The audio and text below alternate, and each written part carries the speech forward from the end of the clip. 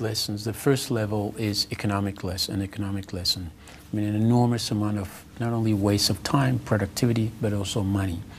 The estimate is around probably 30 billion rand or more than that. We don't know exactly. But the losses are on all sides, both, not just both, but from the miners, the government, and then also in the company. That's the one, the economic consequence. The second one is political. How all these groups are not talking to each other. That's a big lesson. That means the communication is not working. The interests are so entrenched that we have a clash of mental models where miners are saying, look, we want a change in our conditions, which means we want new kind of pay scale raise.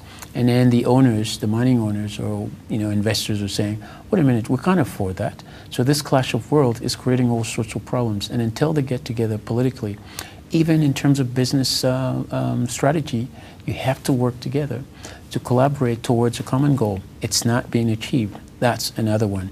The third level is the social level, which means we know evidence, and it's all over the place, is showing that the future of mining is social, which means what? The condition in which the miners are working has to change. And until those conditions change, we will have the same strike over and over. In fact, I suspect that, in fact, this strike is not yet over, although they've signed up the deals. But how does South Africa compare to other countries? Essentially, are these factors that you've mentioned here unique to South Africa?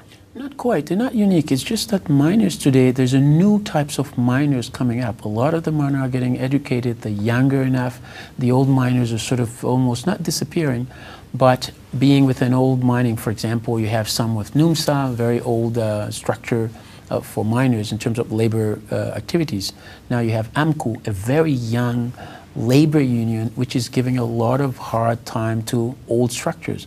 But what it is that kind of trend is going to be seen all across Africa, because the more educated the miners are, the younger they are, they're most likely to claim a specific issue or make sure that the condition, the working condition, the pay conditions, all of that need to be taken a look at, since we know that mining is the biggest provider of wealth in Africa. Well, absolutely, and even mining companies themselves are probably going to change the way they do business. There is concern that this strike will now change two key things. First of all, restructuring, but also mechanization of mines. That's true. In fact, there's a great concern among labor unions that there will be a lot of job cuts. And that's a huge concern, because we already know, especially in South Africa, where the official information about unemployment is at 25.7%, which is a very high. It's a double digit already. In fact, an official number is telling us that it could be probably double that. So there's a great concern.